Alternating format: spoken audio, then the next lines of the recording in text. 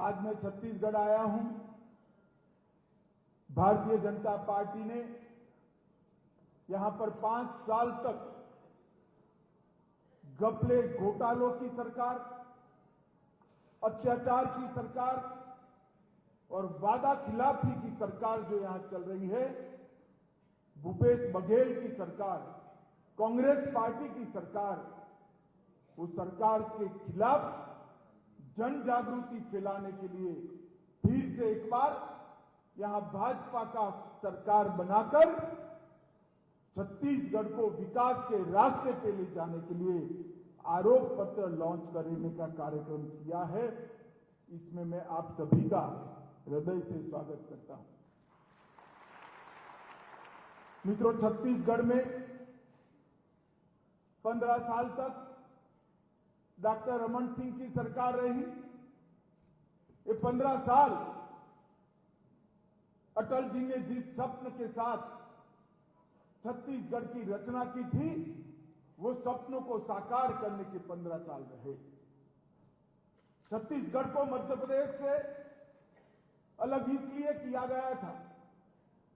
कि इतने बड़े राज्य में इस क्षेत्र के विकास का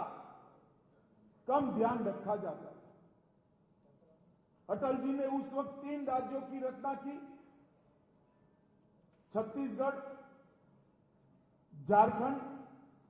और उत्तराखंड, और तीनों राज्य बड़े राज्य से अलग कर ये तीनों प्रदेशों के विकास की नई शुरुआत करने का काम अटल जी ने किया था। और उसके बाद जो चुनाव आया, उसमें डॉक्टर साहब मुख्यमंत्री बने और 15 साल तक एक विकास की अविरत यात्रा चली। 2014 से मोदी जी देश के प्रधानमंत्री बने और 14 से 24 तक छत्तीसगढ़ को निखारने के लिए हमने बहुत सारे प्रयास किए, परंतु 18 से जो यहां सरकार बन गई, वो सरकार ने देश के प्रधानमंत्री नरेंद्र मोदी जी का साथ देने की जगह यहां लूट खसोट, भ्रष्टाचार और घोटाले की सरकार बनाई, जिसके कारण छत्तीसगढ़ का विकास आज छत्तीसगढ़ के विकास के मार्ग पर एक सवालिया निशान लगा। छत्तीसगढ़ की जनता ने हमेशा भारतीय जनता पार्टी को आशीर्वाद दिया, 3 बार सरकार बनाई। 2014 में 11 में से 10 लोकसभा सीटें दी, 2019 में 11 की 11, 2019 में हमने 11 में से 9 सीटें जीती और मुझे पूरा विश्वास है कि 23 के चुनाव जीतने के बाद 24 में 11 की 11 सीटें फिर से एक बार चलेगी। मोदी जी के नेतृत्व में फिर से एक बार केंद्र में मजबूत भारतीय जनता पार्टी की एनडीए की सरकार बनेगी, परंतु उसके पहले छत्तीसगढ़ में पूर्ण बहुमत की भारतीय जनता पार्टी की सरकार बनेगी और फिर एक बार छत्तीसगढ़ का विकास का रास्ता, जो घपले घोटाले, अत्याचार और दिल्ली के दरबार के एटीएम बनाकर छत्तीसगढ़ को विकास के रास्ते से भटका दिया है, उसको फिर से एक बार विकास के राजमार्ग पर चढ़ाने का काम छत्तीसगढ़ की जनता को करना है। आगामी विधानसभा चुनाव, कोई एक मुख्यमंत्री को बदलकर दूसरा मुख्यमंत्री लाना, कुछ मंत्रियों को बदलकर नए मंत्री लाना, एक पार्टी को बदलकर दूसरी पार्टी लाना, इसका चुनाव नहीं। छत्तीसगढ़ की जनता को मैं कहने आया हूं, आगामी चुनाव छत्तीसगढ़ के सुनहरे भविष्य को संवारने का चुनाव है, छत्तीसगढ़ को विकास के रास्ते पे ले जाना। छत्तीसगढ़ की जनता ने तय करना है, हजारों करोड़ के घोटाले करने वाली ये भूपेश बघेल की सरकार चाहिए या विकास का रास्ता प्रशस्त करने वाली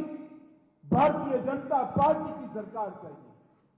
छत्तीसगढ़ की जनता ने तय करना है आदिवासियों के अधिकारों की रक्षा पर वादा करके बैठे भूपेश बघेल की सरकार, जिसके शासन में अप्रत्याशित तौर पर धर्म परिवर्तन की एक बयार आई, वो सरकार चाहिए या आदिवासियों की संस्कृति को फिर से एक बार सुरक्षित और संवर्धित करने वाली भाजपा की। छत्तीसगढ़ की जनता ने तय करना है पिछड़ा समाज के विकास के लिए मोदी जी ने जो योजनाएं चालू की हैं, वो योजनाओं को जमीन पर उतारने वाली सरकार चाहिए या पिछड़ा वर्ग के कल्याण के नाम पर करोड़ों हजारों करोड़ों का घोटाला करने वाली भूपेश बघेल की सरकार चाहिए। छत्तीसगढ़ की जनता ने ये तय करना है कि युवाओं को